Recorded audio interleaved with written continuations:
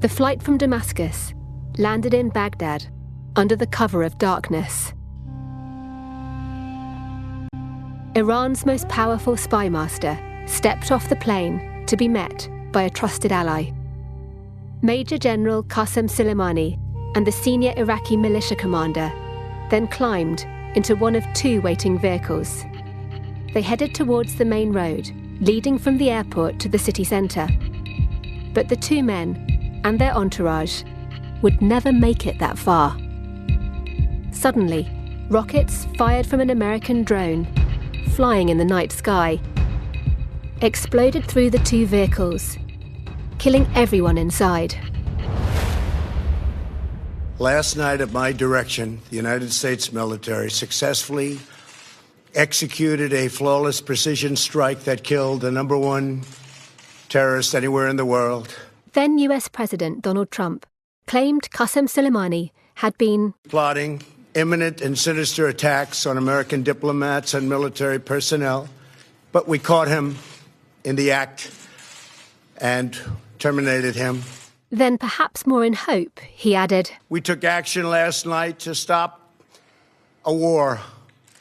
We did not take action to start a war." There was nothing grey or ambiguous about the US airstrike, but the high-profile killing of such an important figure sent a clear message to Iran to stop harming US interests in a grey zone of confrontation between the two countries. The attack also sought to weaken what's seen as Tehran's most potent grey zone weapon, a network of proxy forces operating in Iraq, Lebanon, Syria, Yemen, and beyond. What distinguishes what Iran and perhaps some others are doing is the way that these forces are actually active on battlefields or in countries, carrying out kinetic activity as well as just sheer intimidation, assassination. Qasim Suleimani was at the heart of this operation, a hidden hand behind deniable attacks across the Middle East. Evidence that the grey zone can be a great equalizer for those wanting to challenge a superpower.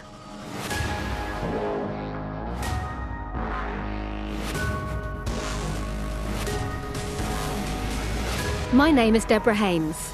I'm the Foreign Affairs Editor at Sky News, and you're listening to my podcast, Into the Grey Zone, which explores a murky evolution of warfare. I'll explain the covert tactics used by states, criminals, and terrorist groups to deceive, gain influence, and at times, kill. In this episode, we look at how states attack each other indirectly via proxy forces and track a grey zone conflict between Iran and the United States that nearly ignited a real war.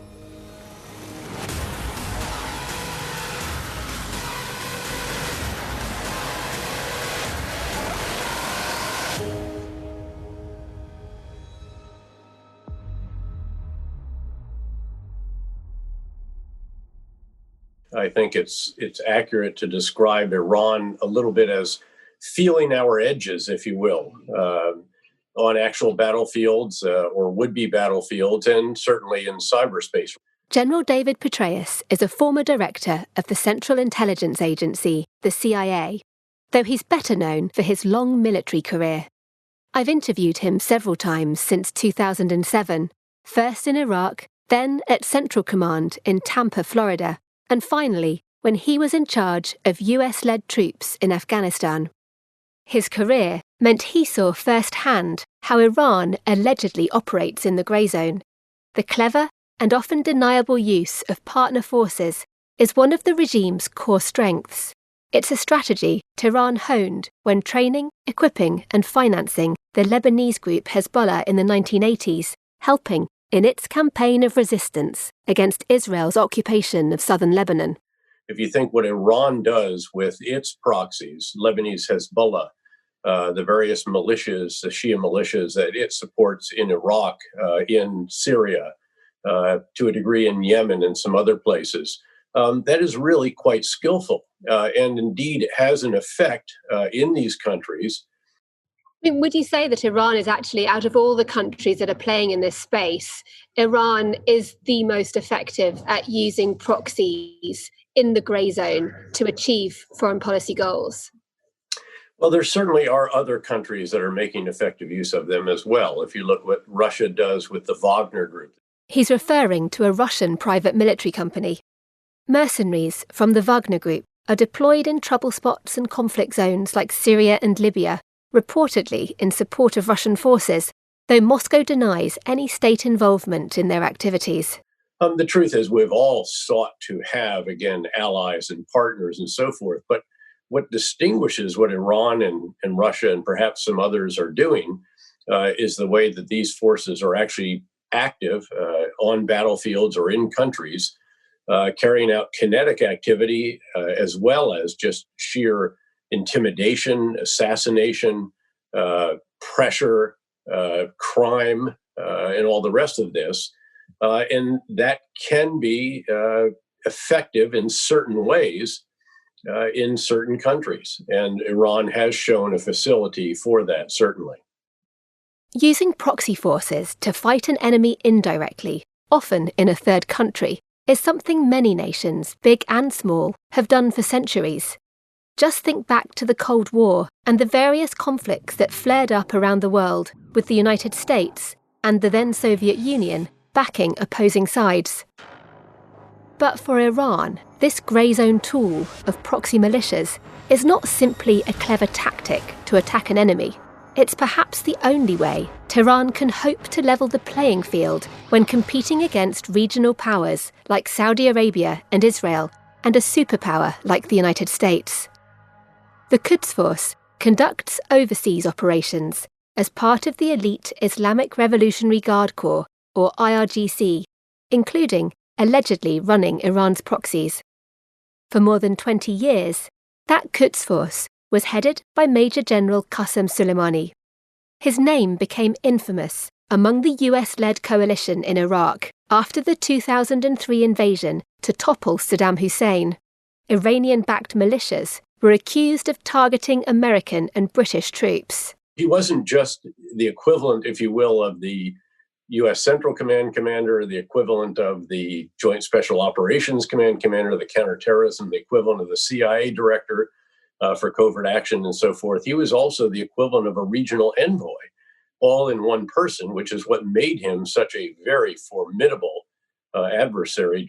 And can you describe the kind of communications that you had with him? Well, we had very limited communications. I would periodically send a message through.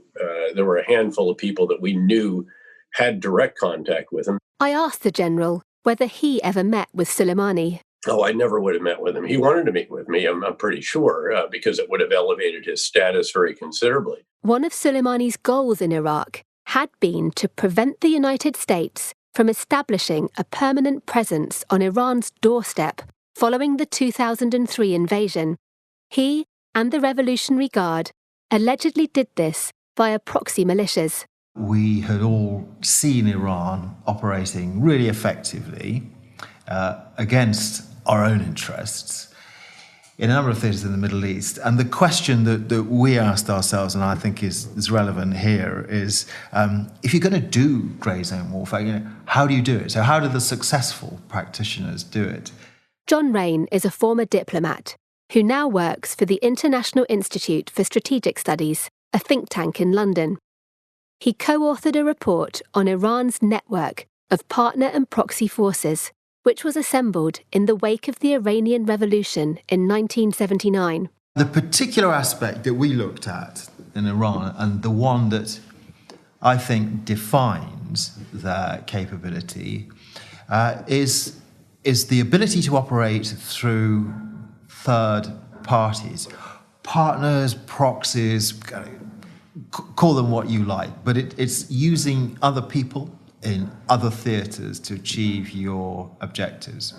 And that kind of lay at the heart of Iran's capability. And it wasn't entirely by accident. They came to this because they didn't have the ability to reach parity in conventional weapons with their regional adversaries, let alone with the US or Israel.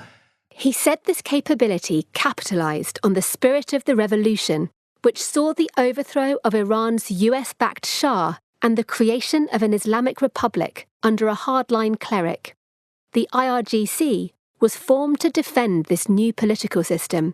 Its commanders, including Soleimani when he was alive, report directly to Iran's supreme leader. The second thing they had was all sorts of networks of connections and patronage. This includes extremist elements within Shia communities across the Middle East. There were, thirdly, amongst these communities, very strong feelings of being marginalized, not having a voice, always being the junior partner. So Iran had those three advantages which it played to. But the critical thing that it did, they made it a capability. He claimed this involved Iran helping to train partners and proxies in different countries to a point where they could be mobilized to fight in support of Iranian interests. This includes forces loyal to Syria's President Bashar al-Assad, the Houthi militants in Yemen, and of course, Iraq's powerful militias. I think they saw an enormous opportunity to put themselves forward as essentially the alternative to an Iraq that was dominated by the West, that had in many ways lost its political and cultural independence.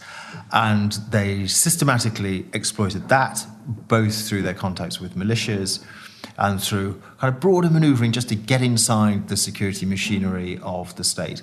And if you look now, and certainly over the last 4 or 5 years, what the Iranians have managed to do, it does look very much like a form of state capture. The United States watched Iran's growing network of influence with concern. In fact, it was one of the reasons Donald Trump gave when he started to attack a historic nuclear deal between the Iranian regime and 6 global powers signed in 2015. One of his biggest foreign policy acts as president was to pull the US out of the deal, setting in train a series of grey zone clashes with Tehran that threatened to plunge the Middle East into all-out war.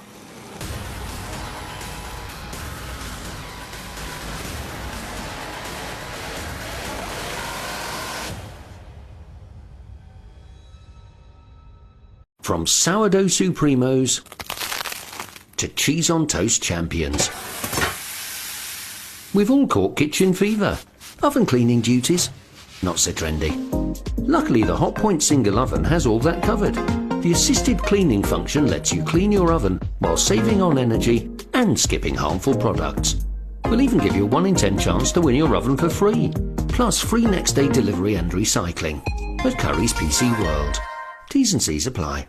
Until the spark, there isn't a spark. Anne-Marie Trevelyan was a British Defence Minister as tensions flared between the US and Iran. It's not that everyone's waiting on tenterhooks for the spark to go boom. It's that you live in that continuum of instability, and everybody has their way of delivering and understanding the environment, waiting, hoping that of course there is never a spark.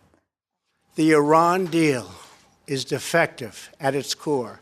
President Trump, though, brought a new element of combustibility to the Middle East in May 2018 with these words. I am announcing today that the United States will withdraw from the Iran nuclear deal. The US began reinstating economic sanctions against Tehran under a policy called maximum pressure, aimed at forcing Iran back to the negotiating table. We will be instituting the highest level of economic sanction. Sanctions had been lifted as part of the nuclear deal with international powers, including the UK, France and Germany. In return, Iran had agreed to limit its uranium enrichment and other activities that were suspected of being part of a hidden nuclear weapons program. The Europeans opposed the US move, but could do little to stop tensions escalating. The following May, 2019, in waters off the United Arab Emirates, explosions were reported on 4 large oil tankers.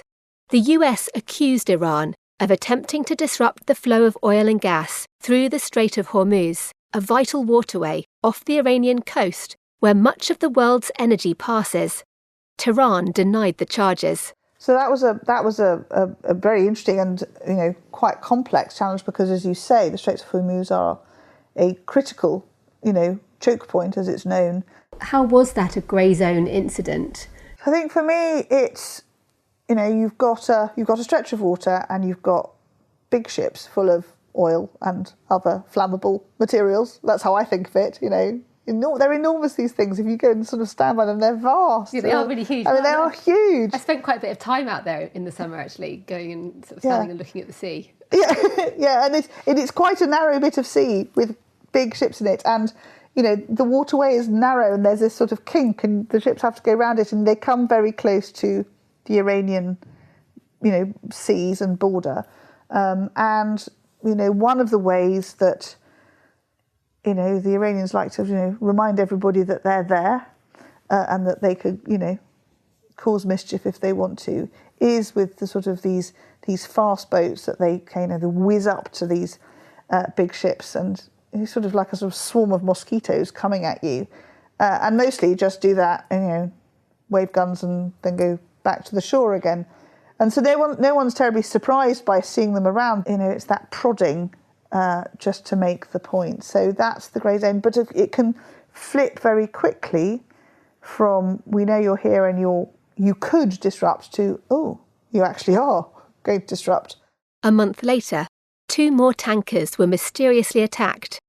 Then, on the 20th of June, Iran shot down a large US drone, claiming it had entered its airspace. The US hit back with cyber attacks, but aborted plans to launch more conventional airstrikes. Still, this grey zone crisis was far from over. It even touched the British overseas territory of Gibraltar, thousands of miles away. I remember very vividly when we were informed of what was happening. There was a tanker coming in our direction. It was loaded with oil that was subject to sanctions. Fabian Picardo is Gibraltar's chief minister. He's talking about the moments leading up to the 4th of July 2019, when Gibraltar police and British Royal Marines seized an Iranian supertanker off his coast. The Grey Swan was accused of carrying oil bound for Syria in breach of EU sanctions. Was it kind of a nerve-wracking, anxious time when you made that decision? I don't think you make good decisions if you allow yourself to become nervous about making them.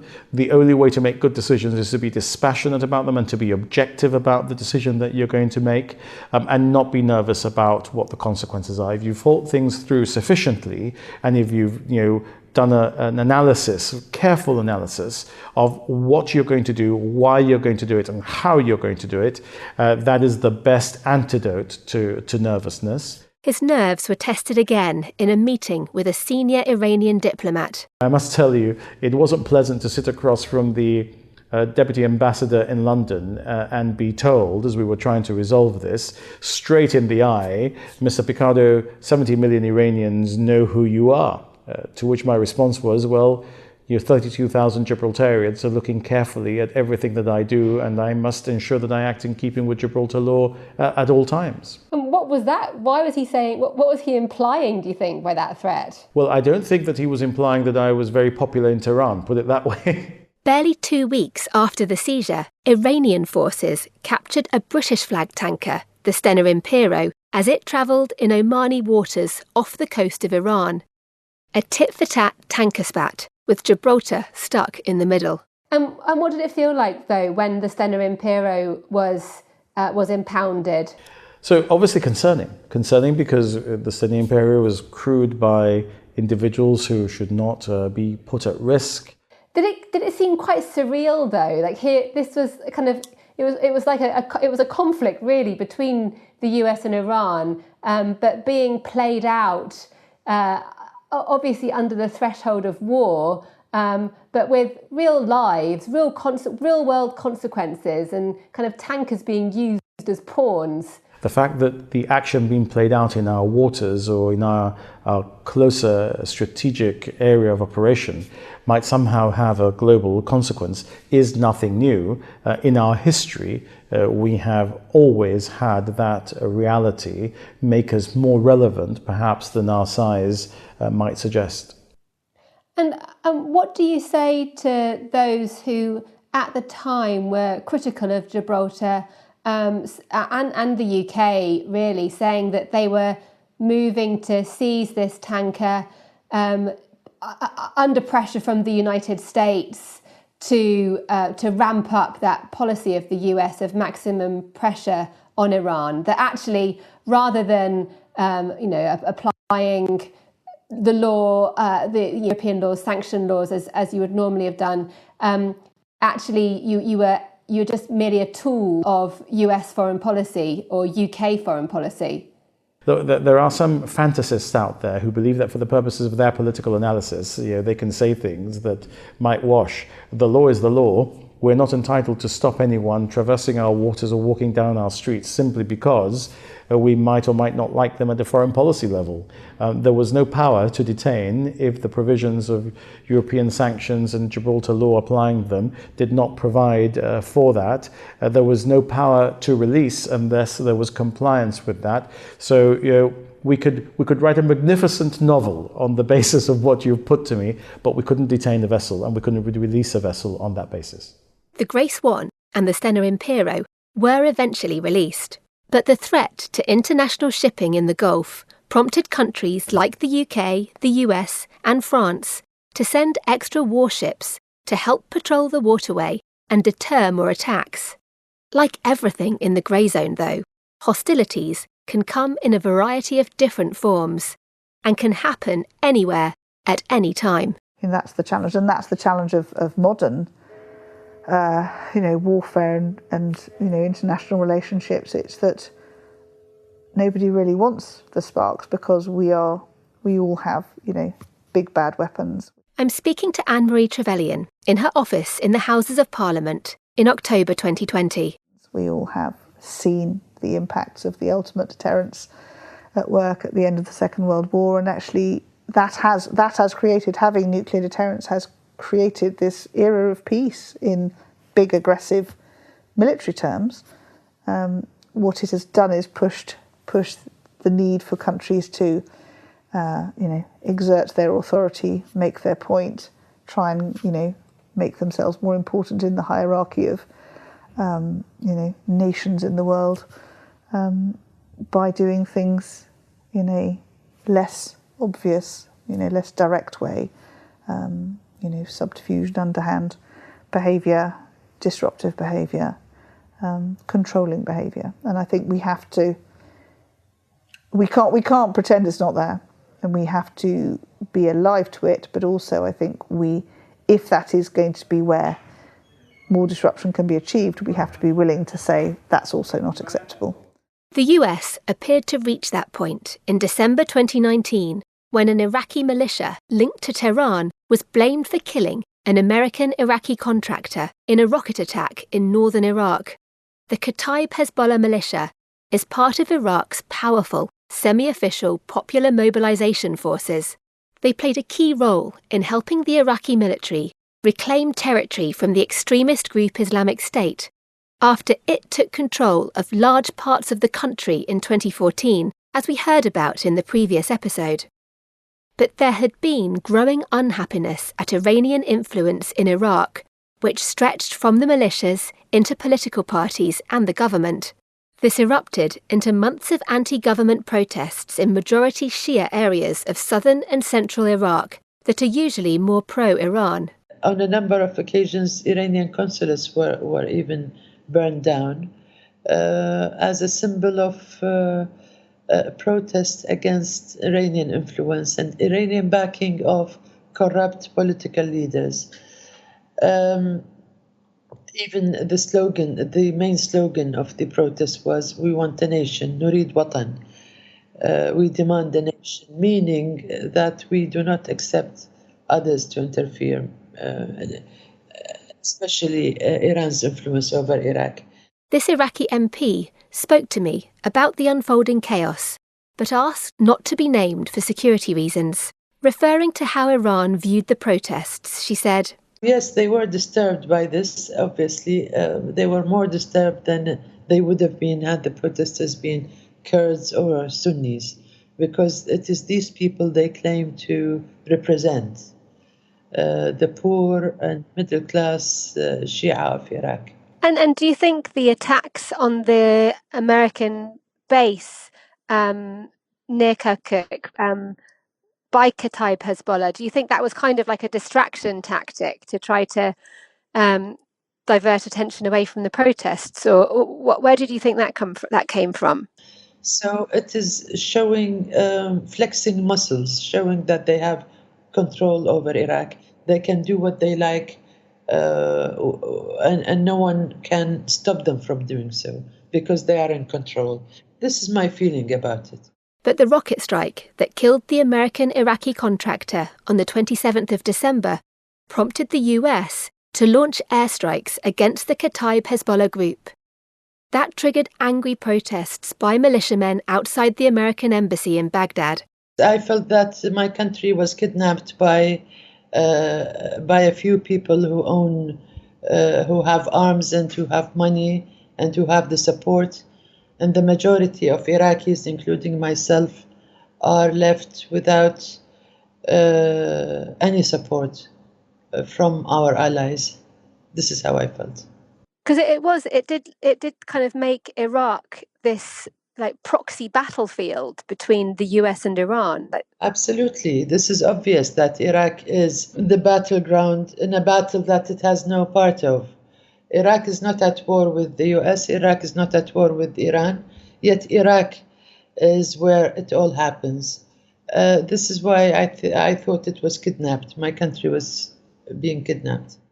3 days after the embassy protest, Qasem Soleimani touched down at Baghdad airport.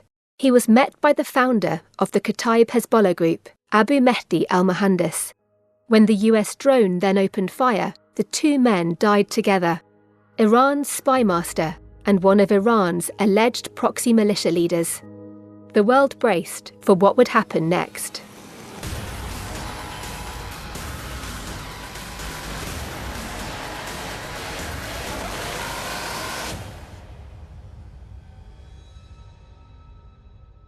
And just on Qasem Soleimani, what did you think? How did you feel when you heard the news that he had been killed?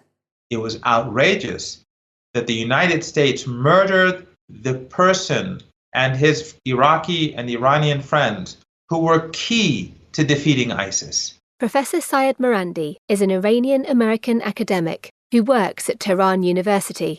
The United States, which through its regional allies like Saudi Arabia and Turkey and others, were the reason why this region is in a mess and the reason why which these extremist groups came to power. They went and murdered the person who on the ground led the troops that fought against ISIS and defeated ISIS. So I was outraged that this hero was murdered. I challenged the professor on this, saying the US had justified its action because it accused Soleimani of having the blood of American and British soldiers on his hands. Right, that's the same United States that lied itself into Iraq, that lied about weapons of mass destruction in Iraq, the same United States that lied about a relationship between Al-Qaeda and Saddam Hussein. That's the same United States that lied about Qasim Suleimani. And when the Americans have a history of lying, I don't see any reason why I should trust anything that the Americans say. Hundreds of thousands of people took to the streets across Iran to mourn Soleimani's death, while the supreme leader, Ayatollah Khamenei, vowed a harsh retaliation. So it was a very long weekend, that one. Was there much sleeping that went on over that? No, I don't think the Secretary of State for Defence or I had much sleep at all, nor did any of our teams. And can you remember how you felt when that spark did go off? It was very shocking. It was a very shocking thing to happen. I think that my first thought process was not unreasonable, because this man has been directing elite forces to do some pretty nasty things in a lot of places. If this was on a battlefield in an old, in a Henry V kind of way, that would be okay. You take out the enemy general, don't you? And that's what Soleimani was. But of course, he was much more than that to the Iranian community and the political leadership. So the impact wasn't just that general's trying to make his troops kill my troops. If I take him out, I win. It's not that simple anymore. So the impact was much greater on the whole of the Iranian perspective. But it was that question of what happens next.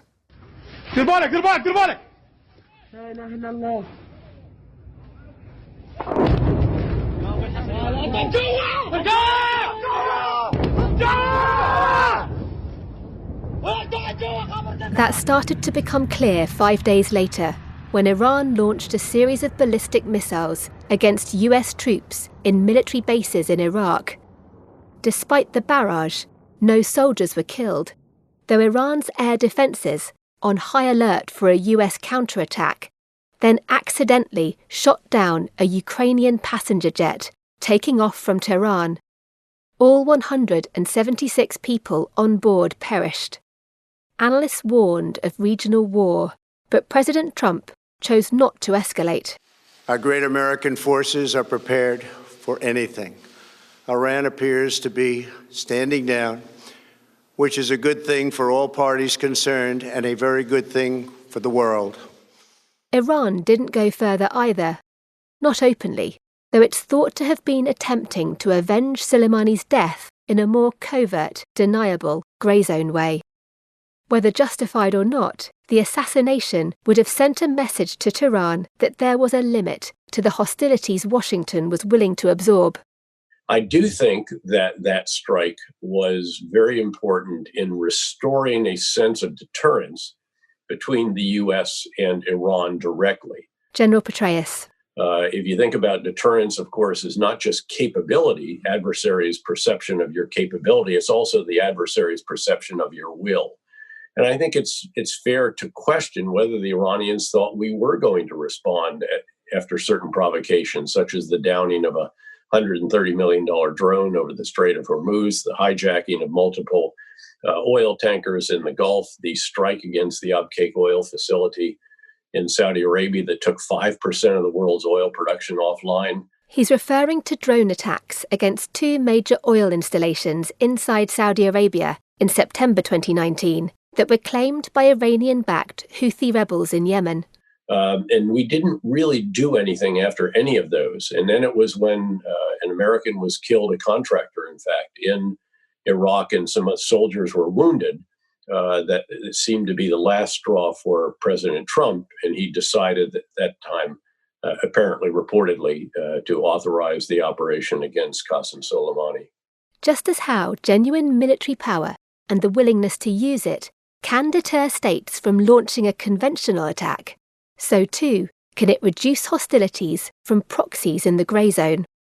Another option is to fight back covertly as well. We used to sit around in Central Command and at the CIA at times and think, what is it that we could do to them that they would know that we did it? It wouldn't be very visible. They wouldn't feel that they would have to respond.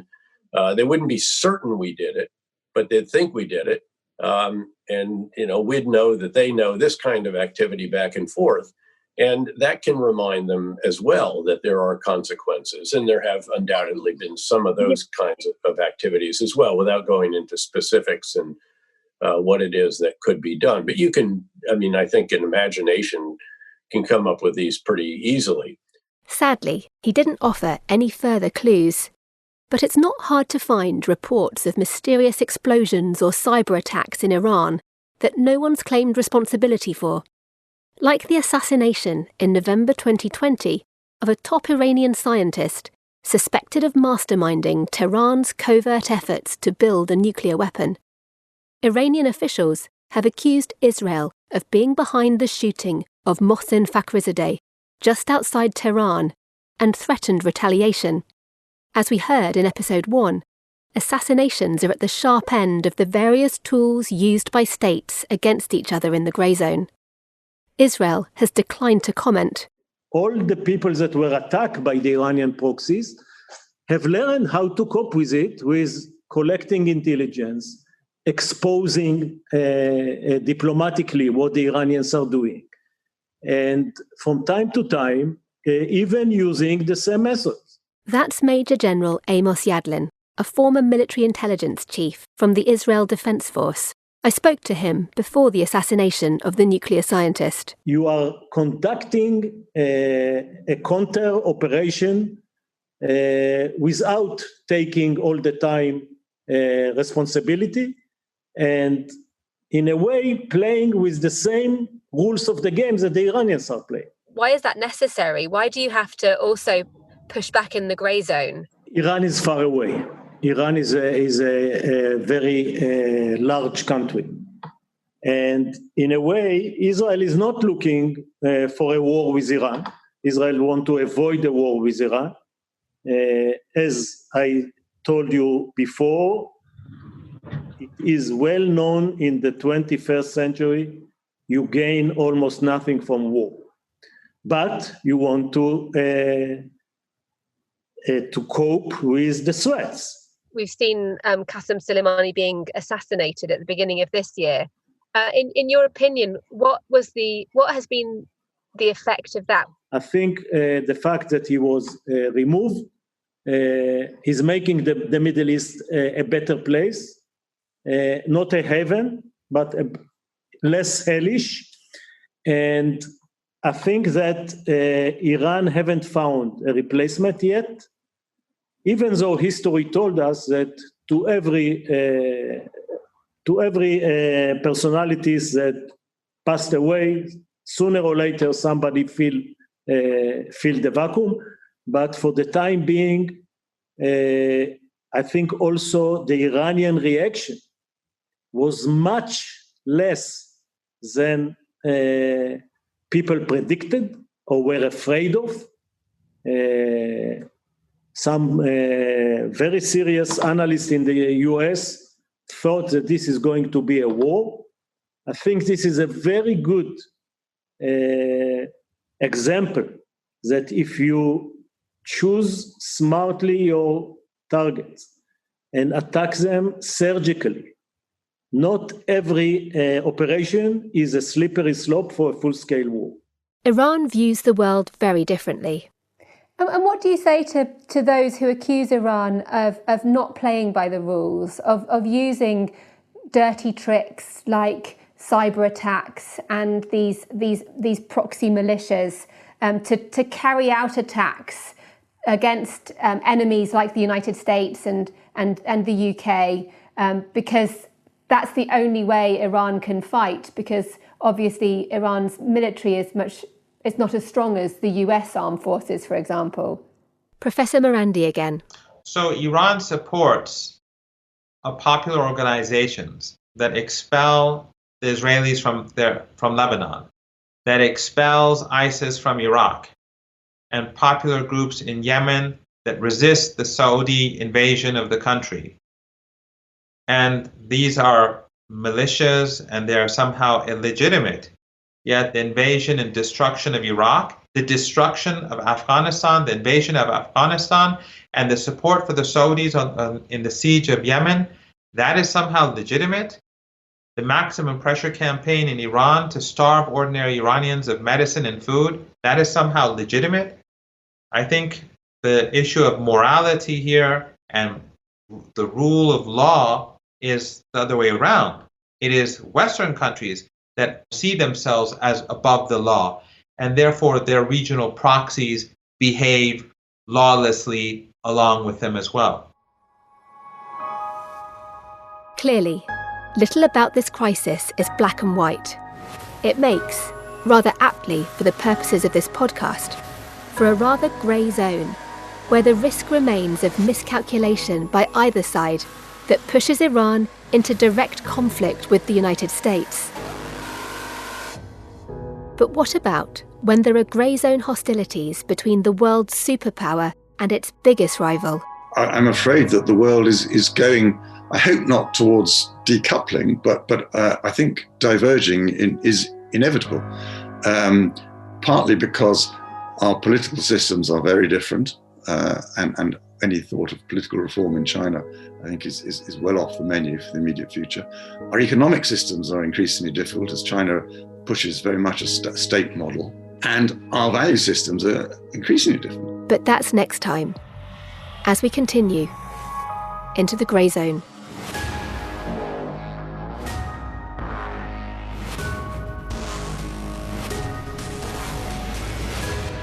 Into the Grey Zone is a Sky News podcast. It was edited and produced by Chris Scott, with production support from Sophia McBride and Michael Greenfield, and narrated by me, Deborah Haynes.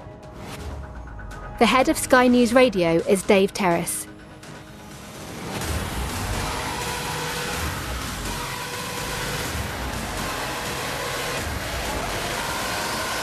Listen and subscribe wherever you get your podcasts.